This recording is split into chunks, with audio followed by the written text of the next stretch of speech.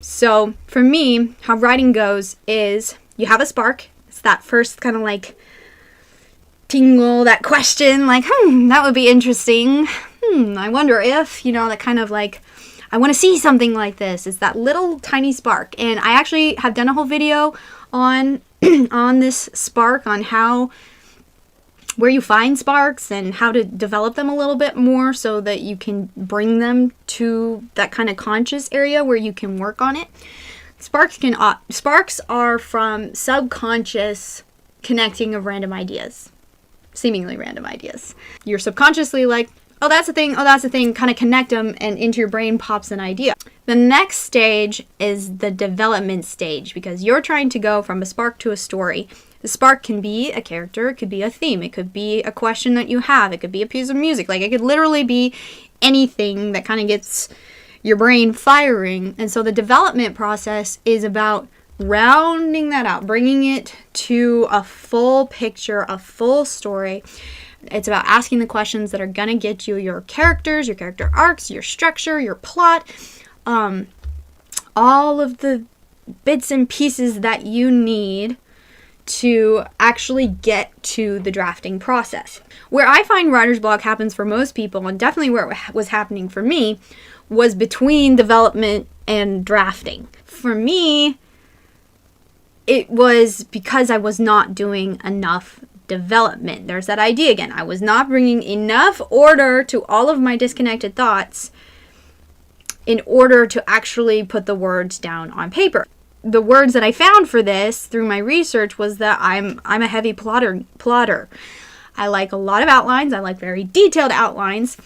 And so I had to lean into who I actually am as a writer and fully embrace the development time and part of the process of story crafting. I couldn't just skip over it, even though I really wanted to just sit down and be able to write. And so I think you have to come to know yourself. You have to experiment and figure out, who are you as a writer? What are the first things that come to mind?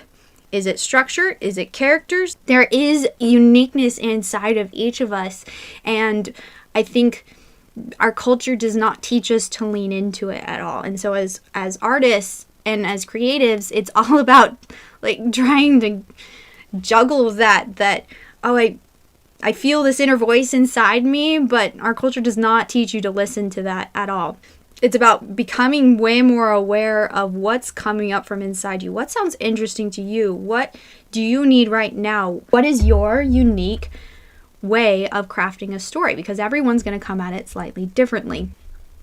I think that's probably one of the things that's going to give most people writer's block, is they're not doing enough development. They don't understand what they need in development, and so they try to just jump straight ahead into creating, and you tend to get lost in the middle of this, in the midsection of the script. That's a development issue. You haven't worked out all the questions and problems and brought enough order to what you're trying to do to understand the full picture. How do you know when you found your process? Well, I don't think that there's just one version of your process. I think you grow and you change. You get interested in different things. There's different things you want to try. What I want you guys to take away from this is everyone has a unique way of coming at story and coming at the craft of story. And so part of being a writer is embracing that and constantly experimenting with it, being creative with it, finding what works for you, finding what doesn't work for you, all that sort of thing. In nothing that I've done have I ever not been able to trace writer's block back to development. I was not developed enough. I didn't figure out my characters well enough. I didn't figure out my character tactics well enough. I jumped ahead to creating because that's what we're taught that writing is, right? That's where you sit down and you put words on a page, and we're not taught to value all the other pieces of writing as, as valuable expenditures of your time and brain space. It's like, just get to the writing part, because that's where other people start seeing value. perfect. That's, editing, line editing, story editing, all of that.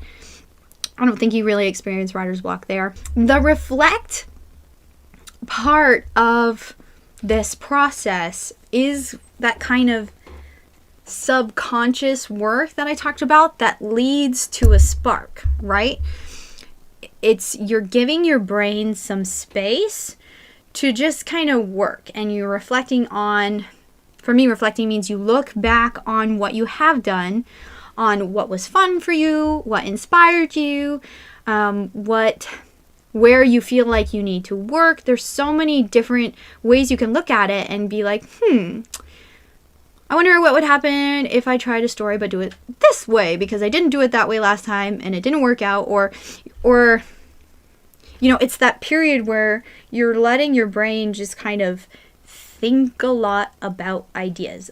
During the reflect time in the process, I end up reading a lot. I'm reading books about writing. I'm just reading books of things that I'm interested in, like history or psychology or the things that I'm interested in right now. And so I'll just read about that stuff. And lo and behold, I'm like filling up my little creativity cup with ingredients that my brain can start kind of going, And so when I get to that spark phase again, and I'm like, I need an idea, guys. Fire away. Give me something. I'm not coming from a place of nothing. I'm coming from a full cup of, this is what I have done. This is what I would like to do. These are some things that I'm interested in. These are my goals. And all of those can work together, and your brain can use them to be creating sparks for your stories.